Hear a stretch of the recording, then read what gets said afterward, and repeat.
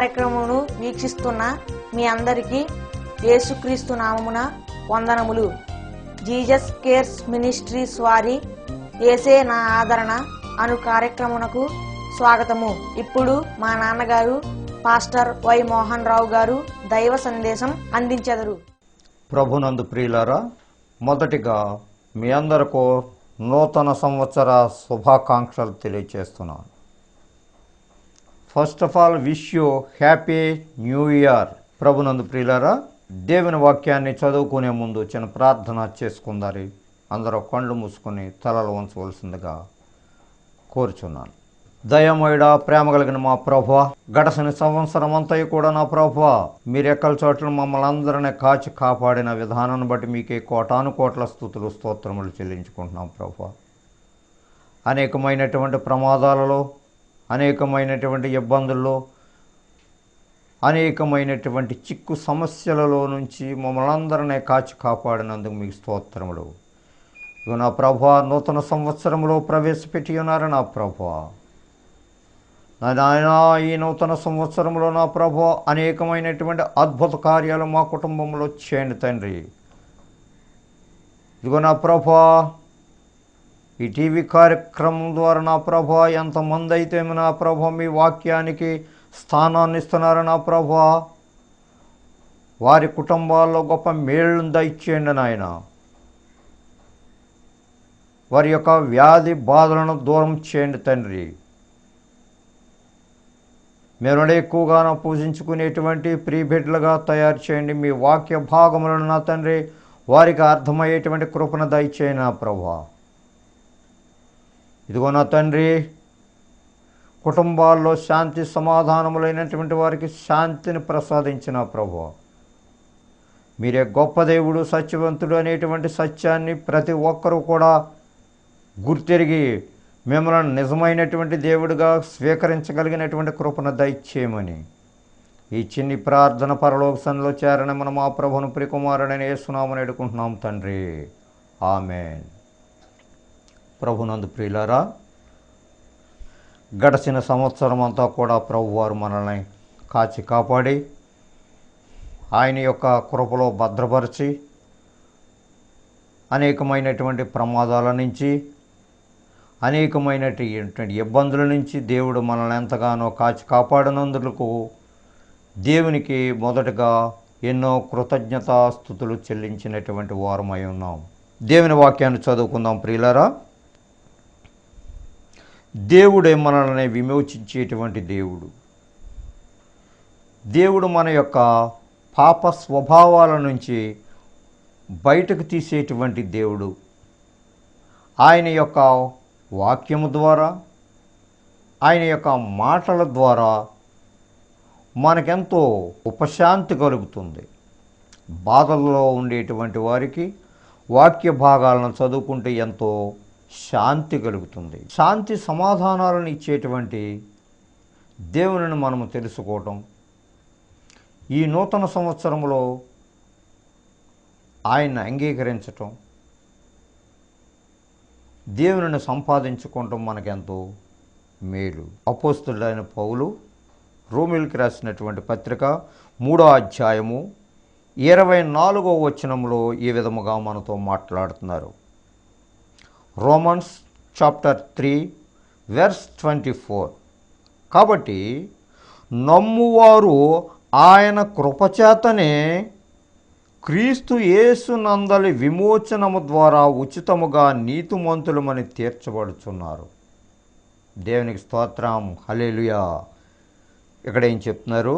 కాబట్టి నమ్మువారు ఆయన కృపచేతనే యేసుక్రీస్తు నందలి విమోచనము ద్వారా ఉచితముగా నీతిమంతులని తీర్చబడుతున్నారు. దేవుని నమ్మేటువంటి వారు ఆయన కృపచేతనే, యేసుక్రీస్తు వారు ఇచ్చేటువంటి కృప, ఉచితముగా ఇచ్చేటువంటి కృప దేవుని దగ్గరికి రావాలని అంటే, గడచిన సంవత్సరం అంతా కూడా దేవుని నీవు తెలుసుకోకపోవచ్చు. గడచిన సంవత్సరం అంతా కూడా నీ యొక్క కార్యకలాపాలలో దేవుని దగ్గరికి రాలేనటువంటి ఆ యొక్క సమయం నీకు లేకపోవచ్చు. కానీ ఈ క్రొత్త సంవత్సరములో 2014 సంవత్సరములోనైనా దేవునిని నీవు తెలుసుకోవటం ఎంతో మంచిది. అదేంటంటే ఉచితముగా యేసుక్రీస్తు వారు నందలి విమోచనము ద్వారా ఆయన ఇచ్చేటువంటి రక్షణ మనకి ఉచితముగా ఇస్తున్నారు. ఆయన ఉచితముగా మనకు ఆ రక్షణ భాగ్యాన్ని ఇస్తున్నారు కాబట్టి మనము నీతిమంతులుగా తీర్చబడుతున్నాము. ఆయన నమ్ముకునేటువంటి అధికారం ప్రతి ఒక్కరికి కూడా కలుగుతుంది. ఎందుకనంటే దేవుడు మనకే ఉచితముగా ఇచ్చేటువంటి రక్షణ మనకున్నది.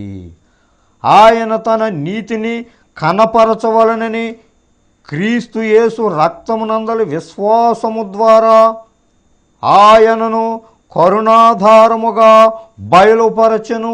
ఆయన ఇచ్చేటువంటి రక్షణ మన కొరకు ఆయన శిలువ మీద బలియాగం అవటము ద్వారా, ఆయన యొక్క ప్రశస్తమైనటువంటి రక్తాన్ని మన కొరకు ఆయన చిందించటం ద్వారా మనకి ఆ ఉచితమైనటువంటి రక్షణ కలుగుతుంది.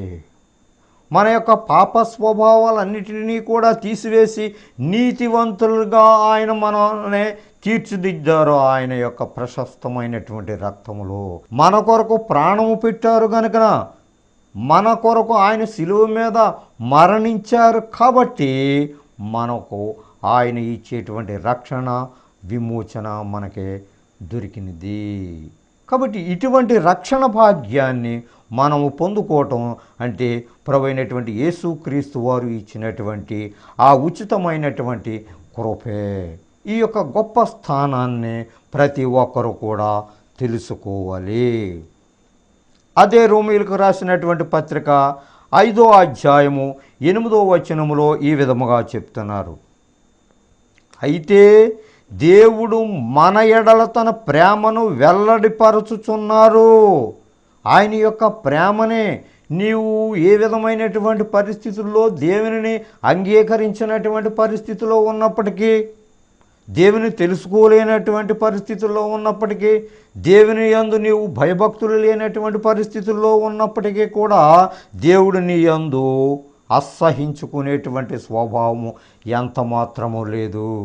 దేవుడు మనకే తగినటువంటి సమయాన్ని ఇస్తున్నారు. ఇంకా నా ప్రియబిడ్డ నా దగ్గరికి రావాలి, ఇంకా నా ప్రియబిడ్డ నన్ను గురించి తెలుసుకోవాలి అనేటువంటి సమయాన్ని దేవుడు మనకిస్తున్నాడు. కాబట్టి ఇంకా కూడా మనము దేవుని తెలుసుకోలేకుండా వెనకంజ వేస్తూ ఉన్నాము, దేవునికి దూరంగా ప్రవర్తిస్తూ ఉన్నాం. ఆ దేవుడు మనకు ఆ సమయాన్ని ఇచ్చిన కొలది కూడా మనం దేవుని లెక్క చేయకుండా ప్రక్కన పెట్టినటువంటి పరిస్థితులు ఎంతోమందిలో మనము చూస్తూ ఉన్నాము. అయితే దేవుడు ఆ విధంగా మనకు చెప్తలేదు. దేవుడు మన ఎడల తన ప్రేమను వెల్లడిపరుచుచున్నారు. ఎట్లనగా మనం ఇంకనూ పాపులమై ఉండగానే క్రీస్తు మన కొరకు చనిపోయెను. మనం ఇంకా పాపకార్యాల్లో ఉన్నప్పుడే, పాపకార్యాలు చేస్తూ ఉన్న పరిస్థితుల్లో కూడా దేవుడు మనల్ని ప్రేమిస్తూనే ఉన్నారు.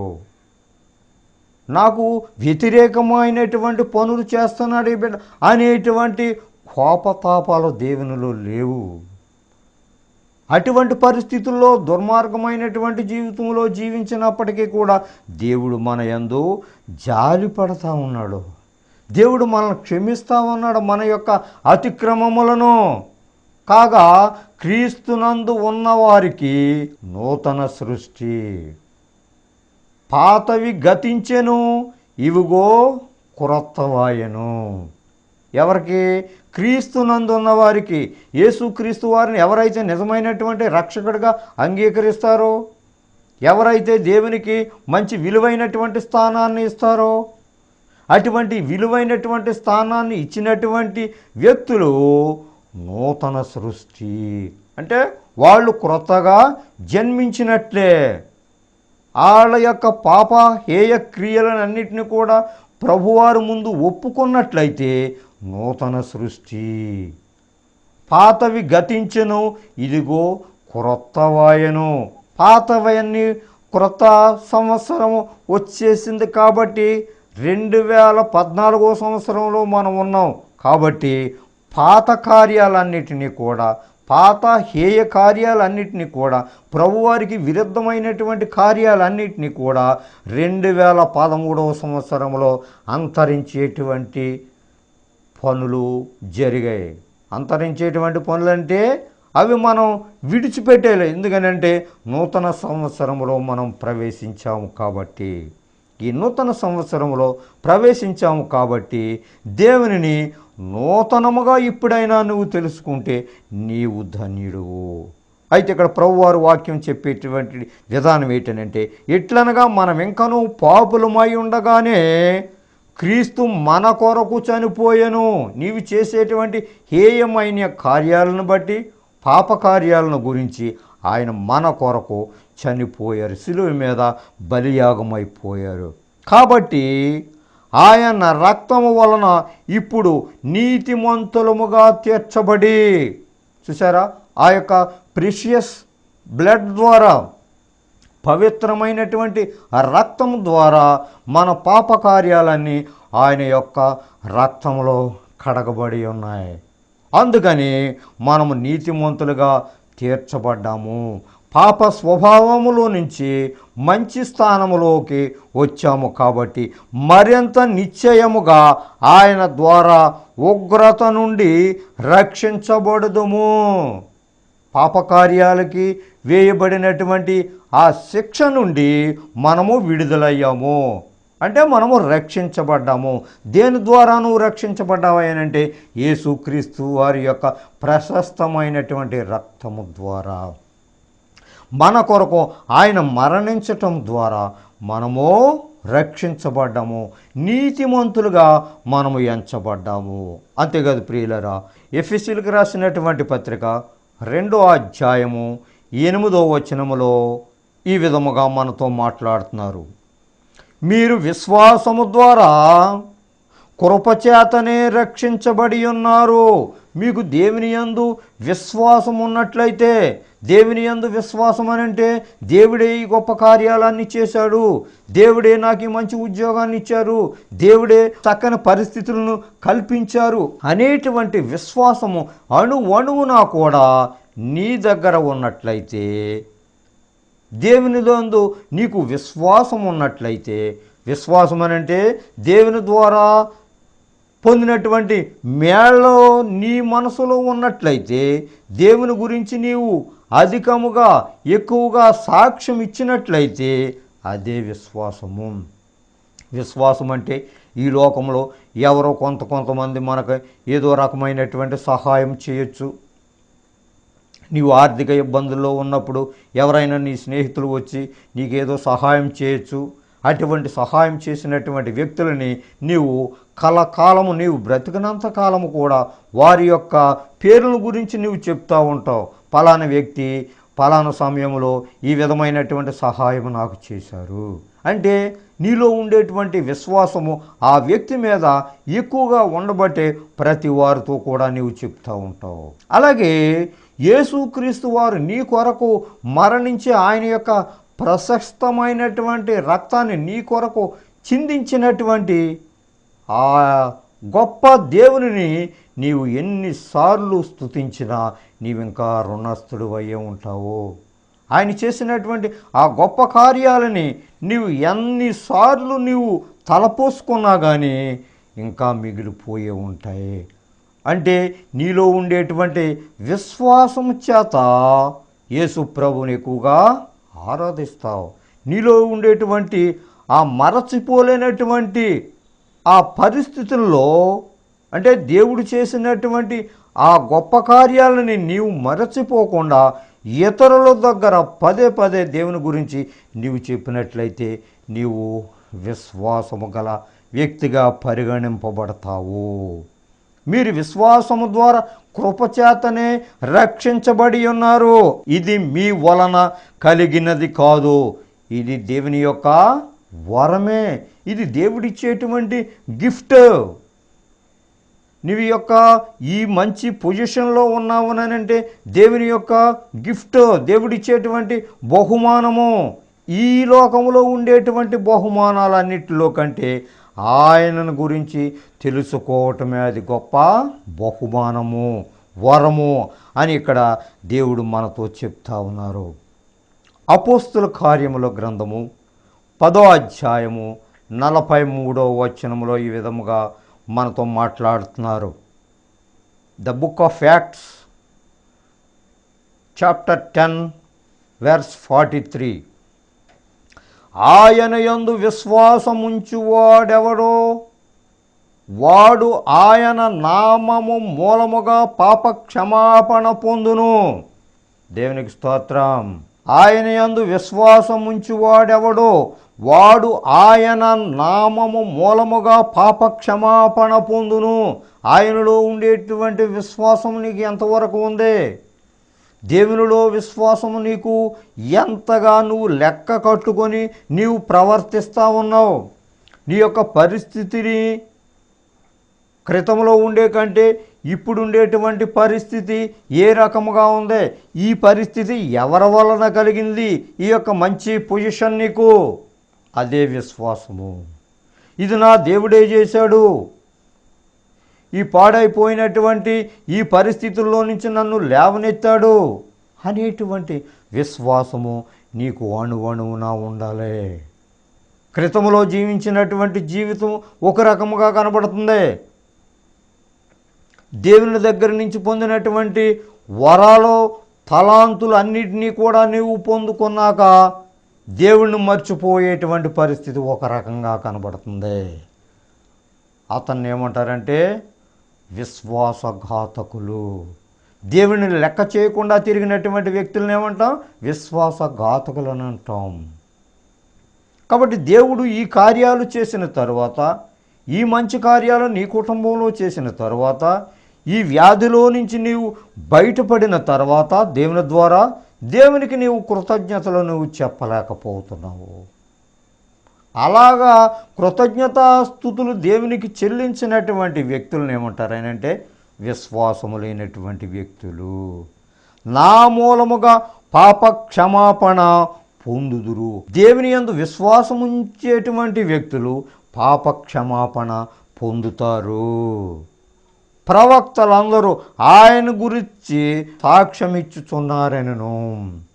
చూసారా, దేవుడు చెప్పేటువంటి ఆ యొక్క గొప్ప కార్యాలను గురించి, దేవుడు చేసేటువంటి గొప్ప క్రియలను కుటుంబాల్లో నీవు పొందుకున్న తర్వాత నీవేంటంటే ఆయన గురించి సాక్ష్యం ఇచ్చేటువంటి వ్యక్తిగా ఉండాలి. అలాగ సాక్ష్యం ఇచ్చేటువంటి వ్యక్తిగా నీవు ఉన్నప్పుడే ఆయనలో విశ్వాసం ఉండేటువంటి వ్యక్తిగా నీవు పరిగణింపబడతావు. కాబట్టి ఈ సంగతులన్నీ కూడా నీవు మనసులో ఉంచుకుని దేవుడు చేసినటువంటి ఆ యొక్క గొప్ప కార్యాలను గురించి నీవు ఆయనకి ఎప్పుడు కూడా కృతజ్ఞతాస్తుతులు చెల్లించాలి. రక్షణ పాత్రను చేతపుచ్చుకొని ఆయన నామమును ప్రచురము చేసేదను. రక్షణ పాత్ర, నీవు రక్షించబడ్డావు గనుకన దేవుడే నాకు ఈ రక్షణ భాగ్యాన్ని ఇచ్చాడు. నా పాప స్వభావాన్ని అంతటినీ కూడా తీసివేసి మంచి స్థానంలో నిలవబెట్టాడు.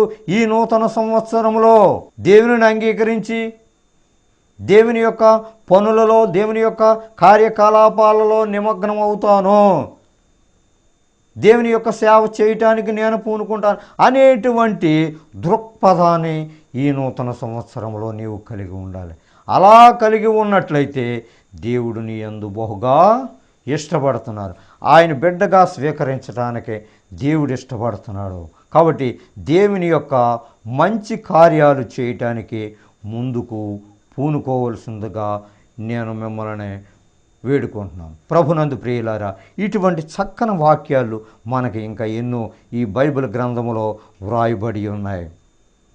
అదే అధ్యాయం అపోస్తల కార్యములు 4వ అధ్యాయము 12వ వచనంలో ఈ విధముగా వ్రాయబడి ఉన్నది. The book of acts chapter 4 verse 12. మరి ఎవని వలనను రక్షణ కలుగదు. There is no salvation in this world except our Lord Jesus Christ.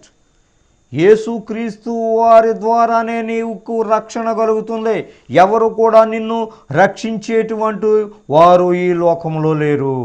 ప్రభు అయినటువంటి యేసుక్రీస్తు వారే నిన్ను రక్షించేటువంటి దేవుడు, ప్రతి సమస్యల నుంచి నిన్ను విడుదల చేసేటువంటి దేవుడు, నీ ఇబ్బందుల్లో నుంచి నిన్ను కనికరించేటువంటి జాలి కలిగినటువంటి దేవుడు ఏకైక యేసుక్రీస్తు ప్రభువారే అనేటువంటి సత్యాన్ని నీవు మర్చిపోకూడదు ప్రియులారా. ఈ నామముననే మనము రక్షణ పొందవలనను కానీ ఆకాశము క్రింద మనుష్యులలో ఇయ్యబడిన మరి ఏ నామమున రక్షణ పొందలేము. ఆకాశము క్రింద ఇయ్యబడినటువంటి ఏ నామాన్ని కూడా రక్షణ లేదు. ఒక ప్రభు అయినటువంటి యేసుక్రీస్తు వారి వలననే రక్షణ మనకు కలుగుతుంది. అటువంటి రక్షణ భాగ్యాన్ని ఇచ్చేటువంటి దేవునిని నీ హృదయములో చేర్చుకొనటం ద్వారా నీవెన్నో ఈవులను సంపాదించు. ఆయన కృపలను కుమ్మరించటానిక, ఆయన బిడ్డగా నిన్ను అంగీకరించటానికి ప్రభు అయినటువంటి యేసుక్రీస్తు వారు కోరుకుంటా ఉన్నారు. ఆయన ఇష్టపడతా ఉన్నారు, ఆయన ప్రేమిస్తూ ఉన్నారు. కానీ ఆయన యొక్క ప్రేమకి నీవు దూరస్తుడుగా నివసిస్తూ ఉన్నావు. 2013 సంవత్సరం అంతా కూడా గతించిపోయింది. 2014 సంవత్సరంలో నీవు ప్రవేశించావు. కాబట్టి నీ జీవితాన్ని అంతటిని కూడా నూతనముగా తయారు చేసుకునేటువంటి శక్తి ప్రభు అయినటువంటి యేసుక్రీస్తు వారి ద్వారా కలుగుతుంది.